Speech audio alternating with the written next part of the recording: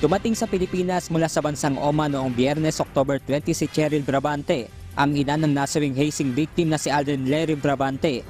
Sa puntong ito, hindi graduation rights kundi burol ng kanyang anak ang madaratnan. Labis din ang kanyang hinagpis dahil pangalawang anak na niya itong namatay ngayong taon matapos mamatay sa aksidente ang panganay nito noon lamang Agosto. Bunsod nito, nananawagan si Nanay Cheryl sa pamahalaan na lalong mapagtibay ang Republic Act 8049 o ang anti-hazing law upang hindi na maulit ang ganitong pangyayari sa ibang kabataan. Kumbaga, maraming pamilya po kasi yung nauulila na nawawalan ng anak dahil lang po sa ginagawang hazing na yan. Sana lang po mapagtibay talaga yung law ng anti-hazing kasi parang paulit-ulit po. Sana nga po matuldukan na matapos na para wala na pong magulang na sasaktan, wala na kasi hindi po kasi biro na parang ganun lang po yung buhay. Sobrang sakit kasi nawala na rin yung kuya, pati siya nawala na rin. Talagang durog na po yung kami ng pamilya ko, durog na durog po sa pangyayaring ganito. Kasi yung una, matatanggap pa po namin yan, aksidente. Unti-unti na nga po namin natatanggap yun Bago paano ito ngayon, dumating na naman sa buhay namin na si Aldrin nag-aaral ng mabuti.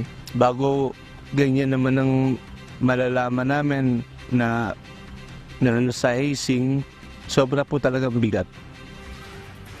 Sa kasalukuyan, nasa 6 na suspect na nasa kustodiyan ng Criminal Investigation and Detection Unit o CIDU ng Quezon City Police District.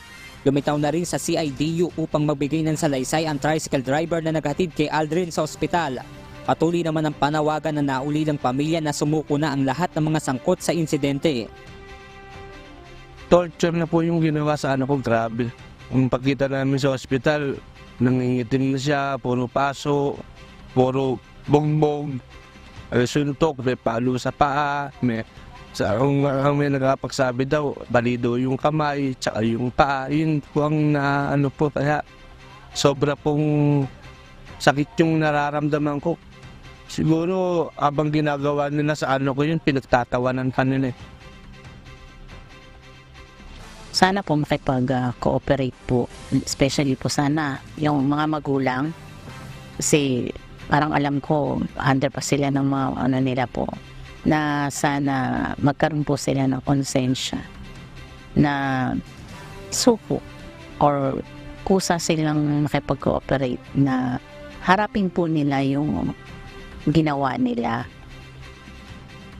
Sa Huwebes, October 26, nakatakda namang ilibing ang labi ni Aldrin.